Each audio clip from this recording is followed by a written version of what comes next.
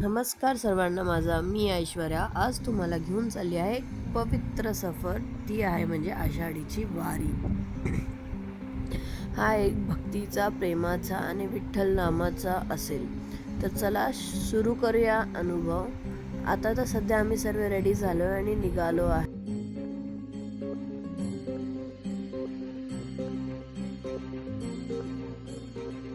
आम्ही इथे आमच्या दादा वहिनीकडे आलो आहे, कारण आम्ही आई, मी आणि दादा वहिनीच आम्ही यात्रा करणार होतो पिंपरी ते पुणेपर्यंत.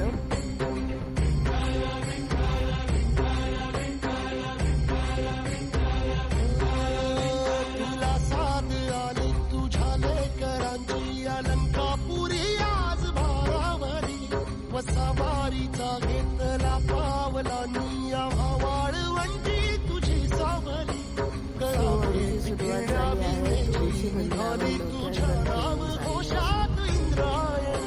हा एक वेगळाच अनुभव होता. सगळीकडे विठ्ठल विठ्ठल या भजनाची सुरू होते. आम्ही सुरुवात केली होती तुकोबारायांच्या पालखीने. जसे की तुम्हाला माहितीच असेल, 2 पालख्या लागतात पुण्यातून. एका असते संत महाराजांची, दुसरी असते ती म्हणजे तुकोबा महाराजांची. तुकोबा महाराजांची आमच्या इथून पिंपरीतून निघते.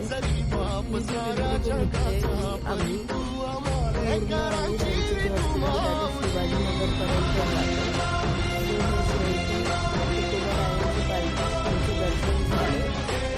आम्ही मागे मागे त्याच्या चालत निघालो.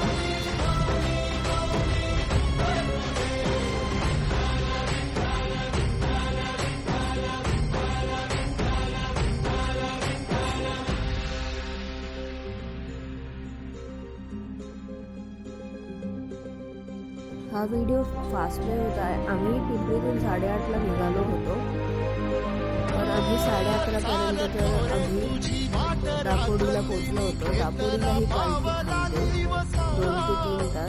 सो आम्ही इथे थोडा विश्राम केला आणि सगळे एका झाडाखाली बसून होतो. तिथून आम्ही जाऊन शिवाजीनगरला जाऊन बसलो. तब्बल 5 तासानंतर तुकोबा महाराजांची पालखी परत आम्हाला जॉईन झाली. तिथून आम्ही शिवाजीनगरमध्ये तिथे पूर्ण वर्षाला फुलांचा हेलिकॉप्टर तेव्हा आई वहिनींनी थोडी उघडी केलं. त्याच्यानंतर आम्ही वाट बघत बसलो मी खूप लेट झाली होती. लास्ट इयर 10:30ला आली होती, पण थँक गॉड यावेळेस ती बरोबर 7:30ला इथे पोहोचली. त्याचप्रमाणे आम्ही त्याचं पण खूप सुंदर प्रकारे दर्शन घेतलं. गर्दी होती, पण ही गर्दी तसं नाही वाटत. कसंही असं वातावरण एवढं सुंदर असतं की काही वाटत.